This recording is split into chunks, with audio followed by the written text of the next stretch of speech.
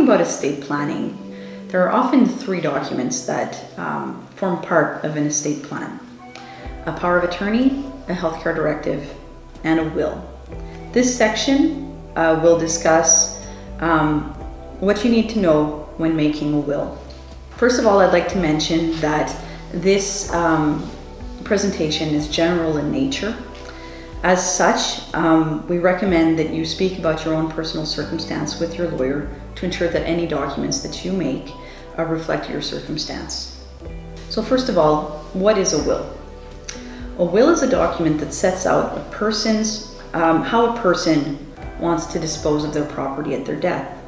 So who will inherit which assets, or who will inherit which part of your estate.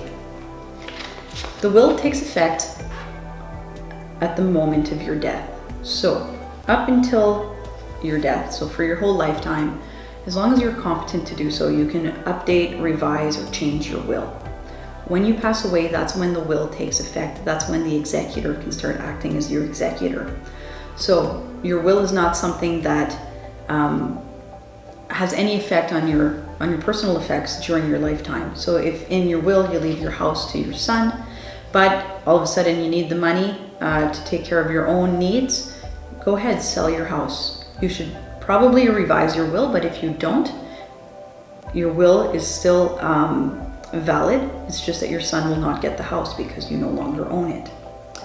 So signing a will doesn't prevent or restrict your ability to deal with your assets during your lifetime. Why would you have a will? Why would anyone need a will? So a will allows the testator to set out their wishes and to indicate how they would like their assets to be distributed. A will allows you to name an executor. The executor is the person that will make sure that your estate is administered. So what that means is they'll pay your debts, they'll pay your taxes, locate all of your assets, and then distribute your estate, your assets, in accordance with what you've set out in your will. When we do a will, it often, not always, but often reduces the cost for the administration of your estate. It, if properly planned, it reduces the risk of your beneficiaries or your loved ones contesting the will and going to court or contesting this distribution of your estate. It allows you to put in place trusts in your will. So what a trust is, it's really a relationship between you, a person that will manage the trust, and the beneficiary. And trusts are important planning tools, certainly when you've got people who are vulnerable that are beneficiaries of your estate. So I'll give you an example. If you've got a disabled child and you want the money managed for them by someone else, according to certain terms, you would set that out in your will as a trust. If you have minor children and you want to make sure that there's money available for them while they're growing up, but you don't want them to get their hands on the whole inheritance until they're much older, you would set that out in a trust, and you would be able to name the person who will be the trustee of the trust, so the person who will manage the money for your beneficiary. If you have young children, you can in your will indicate who you would like to name as the guardian for your children. Even though that is not binding, the court can always make a different determination. It's very persuasive to the court, and it's very, very likely that the court will follow your intentions and that your family members will also follow the intentions that you've set out in the will. Situations where the court might not follow your wishes is where it's really not in the child's best interest to be placed with the person that you've named as guardian. So for example, if they're in jail, if they've moved halfway across the world and your child has no connection with them, those are examples where the court will always look at what's in the best interest of your child before signing off on who your child's guardian will be. Your will allows you to give charitably. So donations can be added into your will if you like. If you don't have a will, any charity that you support will not benefit from your estate. Having a will and a properly planned will also makes things much easier for your loved ones and for your friends who are already suffering emotionally from from your loss. Having a will and discussing your will openly with your loved ones is one way to really reduce the stress being felt by your loved ones in this very emotional and difficult time. So what happens if you don't have a will? If you don't have a will, there are very inflexible rules that state how your estate is going to get distributed. I often hear clients tell me, oh, if I don't have a will, everything will go to the government. Well, that's not true. It's just not true. So in Manitoba, there's a law called the Intestate Successions Act. And that is a law that says who will benefit from your estate if you don't have a will.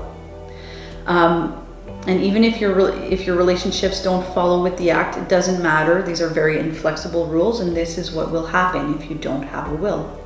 So let's take my example. Mine is very simple. I am married to my husband, and my husband is the father to all of my children. So we have a pretty simple setup here. Under the Intestate Successions Act, if I were to die, everything would go to my husband. If I were to pass away and he passed away before me and I don't have a spouse, then everything will go to my children equally. If any of my children have passed away, or if they have all passed away, if they have children, their share will go to their children, and it keeps going down the line. Okay? If I'm not survived by my spouse and my children, then it starts going up the line. So what that means is it will go to your parents. If your parents have predeceased you, your estate will go to their children, so your siblings. If your siblings have passed away before you, it'll go to your nieces and nephews. And it continues on in that fashion. It's much more complicated if you are in a blended family relationship. That is to say, if your spouse is not the parent of all of your children, the separation there is very different. Or if you have a separated spouse or a divorced partner, it's very different as to how your estate is divided. But essentially, if you have a spouse and the spouse is not the parent of all of your children, your spouse will be entitled to about 75% of your estate, and your children will, amongst them, benefit from the rest. So the rest will be, the other 25% will be divided between them. That's not exactly what the law says. It's much more complicated than that. And it's generally what it says for an estate that's worth at least about $100,000. If it's worth a lot less than that, then your spouse has a right to the first $50,000. So if you don't have a will, certain family members, like in-laws, stepchildren, things like that, friends that are very dear to you that you may consider to be your family, or charities that are very near and dear to you, will not receive a penny. Also, the person that will administer your estate, so the person that's in charge for taking care of your estate, may not be the person that you intended.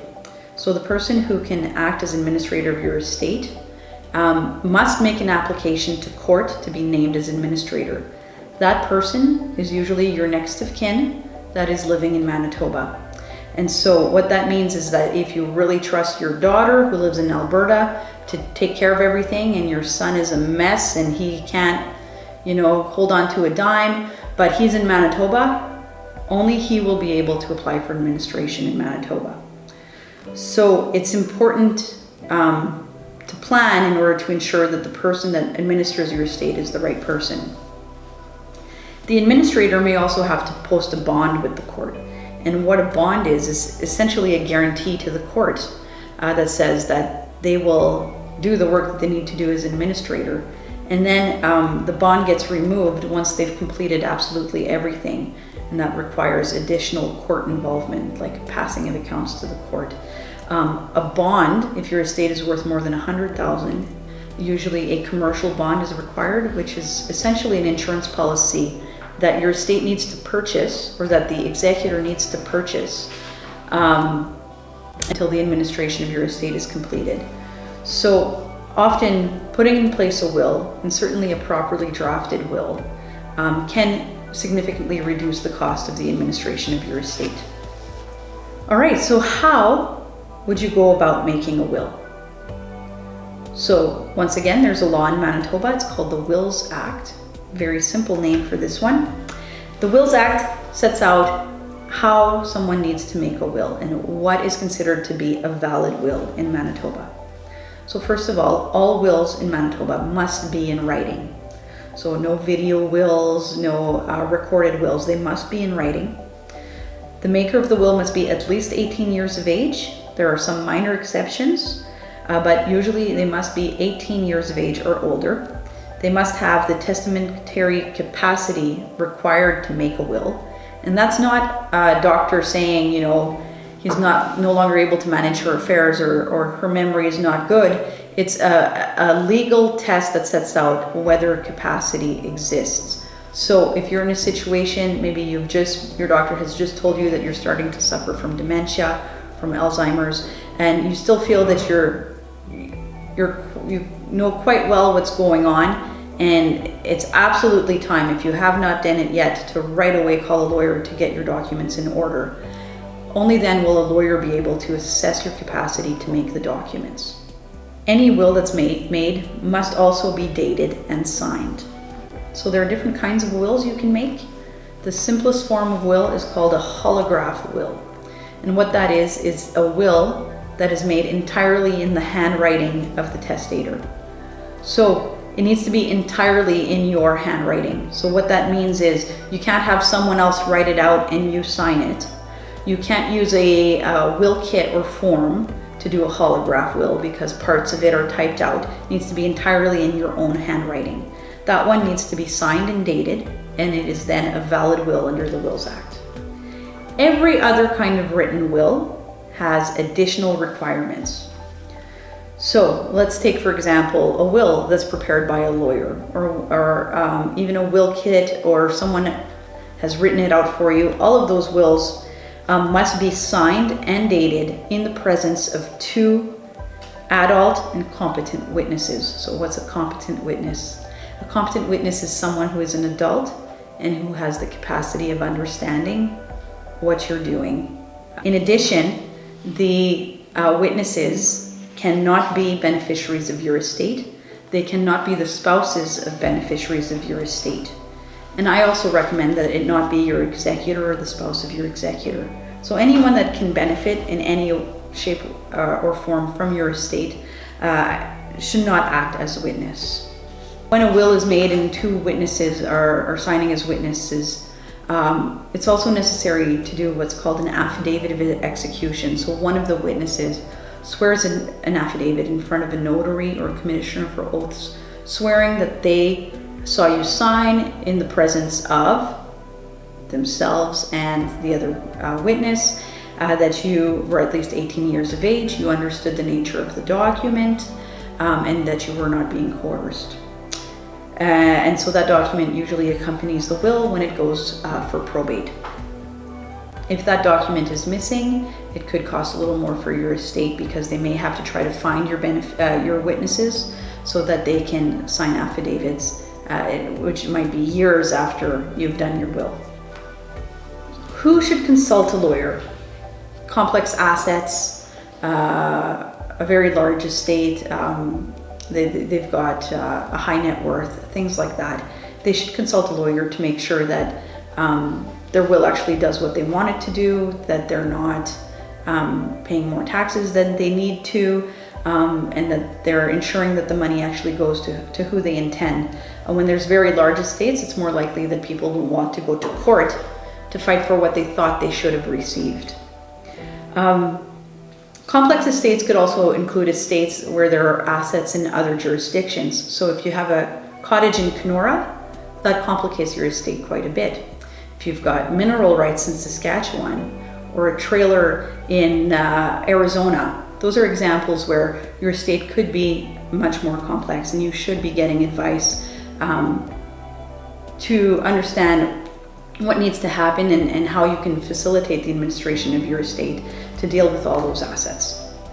People with minor children, it's also very important that you consider doing a will while your children are minors. So what happens is, if you don't have a will, if you and your spouse pass away and everything under the Intestate Successions Act goes to your children, you might say, that's fine, everything's going to my children, I'm okay with that. But what you might not realize is that that money will not be accessible to them until they're 18. So if you want to make sure that they have money while they're growing up, or that there's flexibility in getting money for things that they need while they're growing up, it's important to have a will and to have a proper trust in your will for your kids. Without a will, your children will also receive their inheritance at 18, and you may think that 18 is a reasonable age to receive the inheritance, or you may not. If they're receiving $25,000, you might say, hey, that's fine. If they blow it, they blow it. But if they're receiving $1 million, you may not want them to blow it. And so planning your estate is important and something to consider putting in place sooner rather than later. People who are getting married or entering into common law relationships can benefit from talking to a lawyer, because the Wills Act does some funny things when it comes to relationships.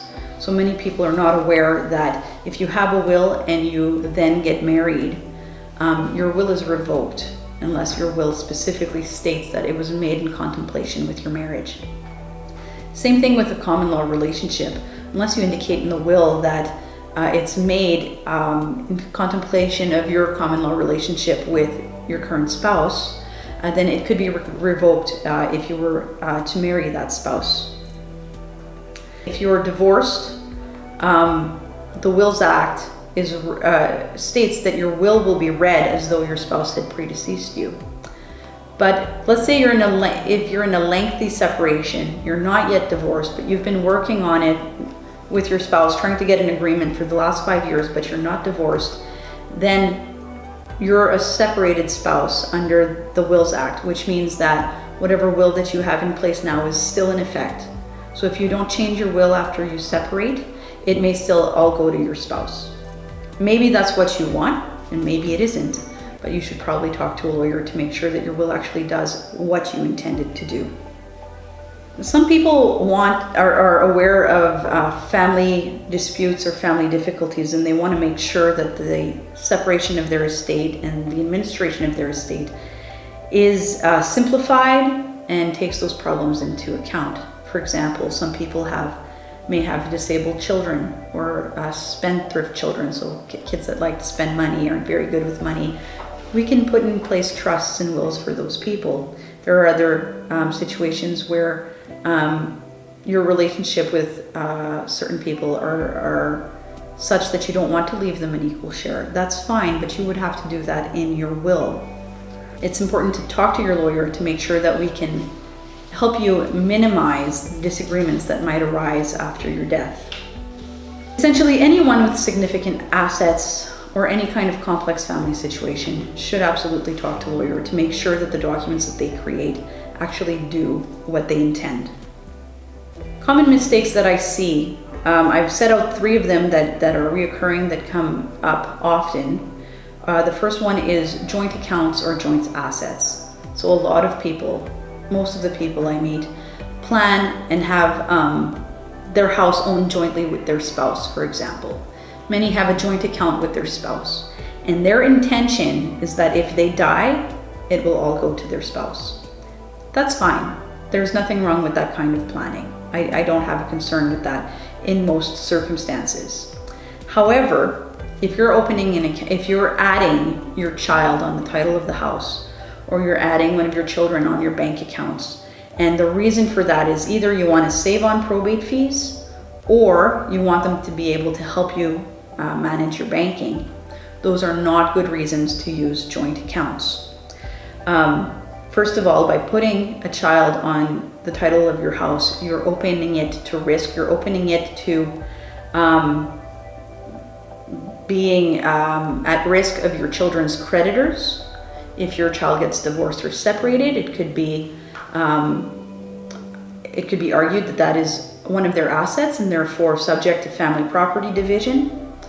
And let's say you've just put one child on there and not the other kids. The child might say when you passed away that your intention was to give them the house, and your other children may not agree, and they may all end up in court to try to settle the issue.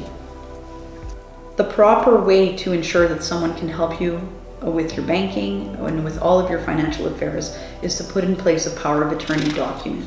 A power of attorney document doesn't transfer the ownership of your assets, but it does allow someone else to step into your shoes and manage your assets for you. Another common mistake that I see is dividing assets in a way that is unequal and often unintentional. So as an example, if I've got a $500,000 RRSP in a $500,000 house, and I think, what would be fair here? Why don't I give my daughter the house? She doesn't have a house. And I'll give my son my RRSP because he could use the money. I mean, that all sounds fine, but a lawyer looking at that would dig into it a little more and show you all the problems with that type of planning. So first of all, the RRSP, when you die, is taxed as income. And so what that means is that the value of your RRSP isn't really $500,000. It is $500,000 less the tax. But what happens in an estate is that your house will likely form part of your estate. And if you've named your son as a beneficiary under the RRSP, he may receive the whole $500,000, but the estate, which might only include the house, has to pay the taxes, which means that your daughter is going to have to likely sell the house so that she can pay the taxes so that her brother can get the $500,000 in cash. Another example could be that the value of the house may go up, and traditionally, historically, real estate does go up in value. Your RRSP will likely go down in value because you're using it through your retirement and you're taking money out. So there's another example of an unequal division. It's important to have a discussion with your lawyer to make sure that your will actually does what you want it to do. So in the circumstance I've just set out, it is more likely that the parent wanted to benefit both of her children equally, and that was could have been easily accomplished in the will, in a properly drafted will. But if you don't get advice, you may not be aware of the problems that you're unintentionally causing with your planning. The last one that I see a lot of problems with are beneficiary designations. So let's say you've got an RRSP, you go to the bank says, here's the form, please set out who you would like to name as your beneficiary. You fill it out, the bank stores it away, done, right? It depends. In Manitoba, the most recent beneficiary designation is the one that takes effect. So if you signed a beneficiary designation 20 years ago naming spouse number 1, and 19 years ago you separated, you had a very, very nasty divorce, and you never want to talk to her again, but you never changed that beneficiary designation, then when you pass away, she will receive that RRSP. Another example, let's say you've named your 2-year-old son as the beneficiary of the RRSP. Well, maybe you've done a very detailed will with a trust in it for your son so that the money is managed for him till he's 25. You're very happy with the planning that you've done, but the beneficiary designation is to the son directly. Well, your son will not receive that money until he's 18. Those are examples of problems that we see with estate planning, and it's very important that when you sit down with a lawyer, that the lawyer discusses all of these circumstances with you, not these circumstances, but discusses with you your family circumstance, your assets and how they're organized, and your wishes, and to ensure that the documents that are prepared for you actually reflect those wishes. So before I meet with clients, I always send out a lengthy checklist to my clients so that I can collect information that I need in order to provide them proper advice. Who are your family members? What are your relationships of significance? What is your current marital situation? Do you have any existing obligations? Does anyone have any special needs? Things like that.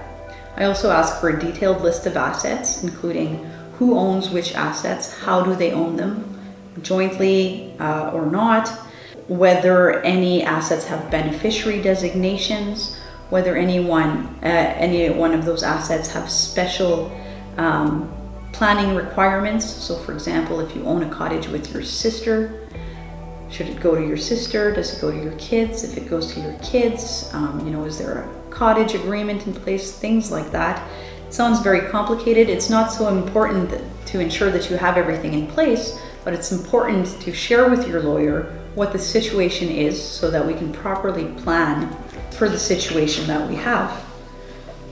It's also important for you, before you meet with your lawyer, to consider what your overall estate goals are. Now, I'm not talking about Janie wants the china cabinet and John wants the snowblower. That's not what I mean. I mean, overall, what are your intentions?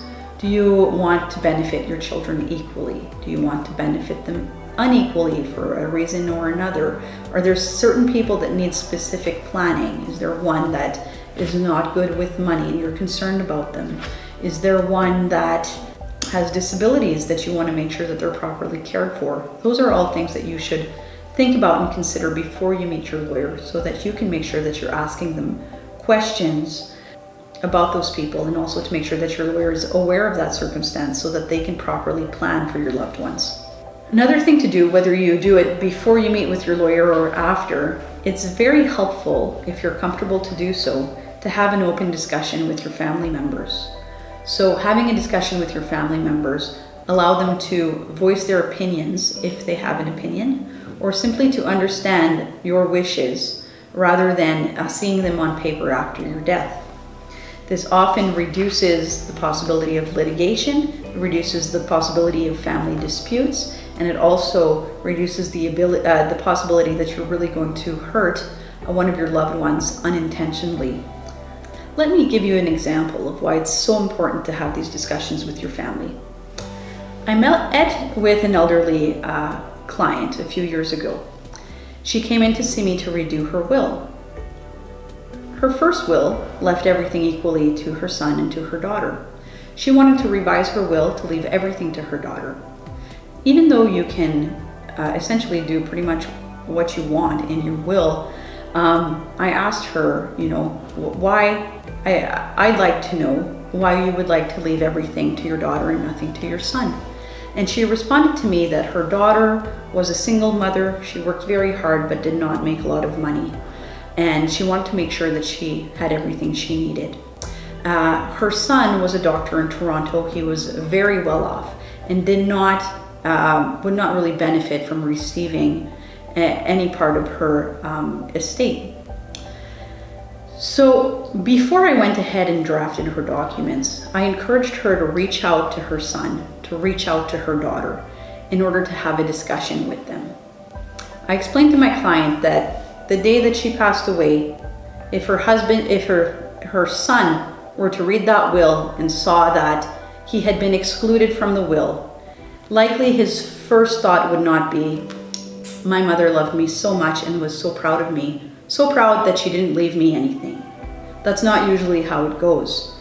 Usually the child that has been excluded would feel as though they had done something wrong, or that the parent was excluding them for emotional reasons. And that was absolutely not the case in this circumstance. And so she did reach out to her children. She explained the circumstance and what she wanted to do. And the son was in total agreement with her. She discussed it with her daughter, and her daughter also agreed. And she came back to see me, and we did the documents exactly that way, leaving everything to the daughter and nothing to the son. But because they're aware of their mother's planning and why she did it, when she passes away, there won't be any difficulty dealing with her estate. The siblings will still talk to each other and they'll still get along, because they were involved in the decision-making process and were informed of why decisions were made. Another thing to consider before you meet your lawyer is whether or not you have charitable intentions that you wish will be to be reflected in your documents. So there are advantages to making charitable donations in your will or otherwise, charitable donations at your death. And some of those benefits include benefits to your community, so to the charity whom you are benefiting, in order to ensure that when you've passed, there's still benefit to your community. There's also benefit to your estate and to your beneficiaries, in the sense that you are able to benefit the greater good, but at the same time, you will get a charitable tax receipt, which will offset the income tax that will need to be paid by your estate. This is an important discussion to have with your lawyer and with your financial planners. If you want to ensure that the tax advantage that you get from the charitable gift is represented in your estate plan. So, you've done everything you needed to do. You've gone to see a lawyer, you've signed your will, your power of attorney, your healthcare directive. Now you're done. Or are you? Once you've signed all your documents, it's very, very important that you make sure that those documents are kept safe and that they will be able to be found by your executors, your attorneys, and your healthcare proxies. I often recommend to my clients that they tell their executors exactly where the documents can be found. What is very important is that the original can be found. So, under Manitoba law, when you pass away, the original will needs to be probated at court. And the original will is the one that gives the authority to the executor to act. If you lose your will, or if it can't be found by your executors, there is a presumption that you have revoked it. So you may have done a very, very good estate plan. If your executors and your loved ones cannot find your original will, it's almost like you never made one. Some people ask me, well, can't we probate a copy? The only way you can probate a copy is if your executors are able to prove to the court that you had no intention of revoking your will. The only way to really do that is to show that it was in your possession when you lost capacity and it disappeared after you lost capacity. So in that circumstance, you don't have the capacity of revoking your will. The other example is if your house is burnt down and obviously you had no intention of revoking it, that might be a situation. And the third situation is where your will was in safekeeping with someone else and they lost it. And if we're able to prove that to the court, then it could still be probated.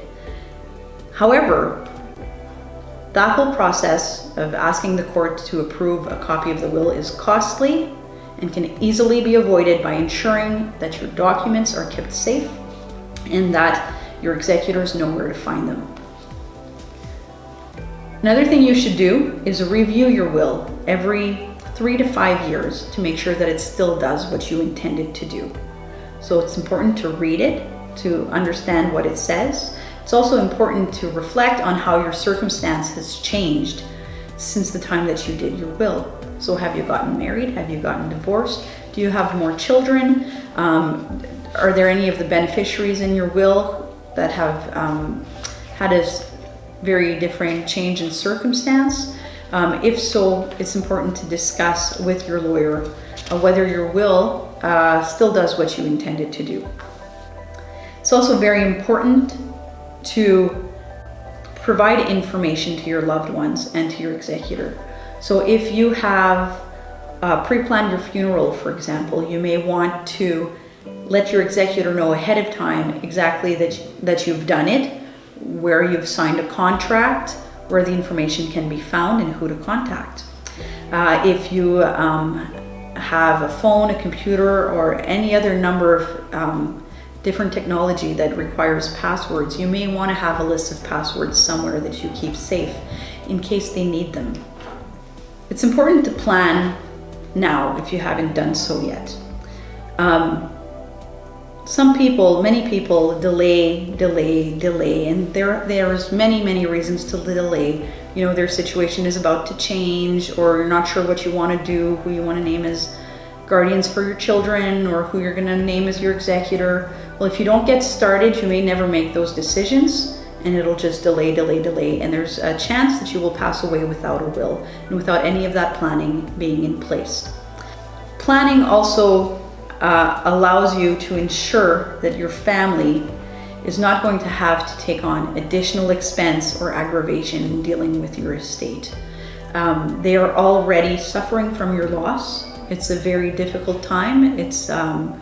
Everyone will be grieving, and then add that into the mix for your executor. It'll be another job it's a thankless job really, and it's a big job. And so the more you can do to make it simpler for them, the better.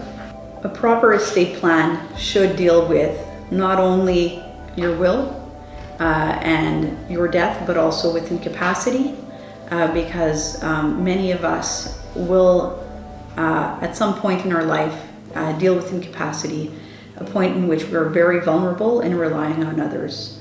And the more we can plan ahead, the better it will be for us and for our loved ones as well. I thank you for participating in this presentation, and I hope that this information has been useful to you.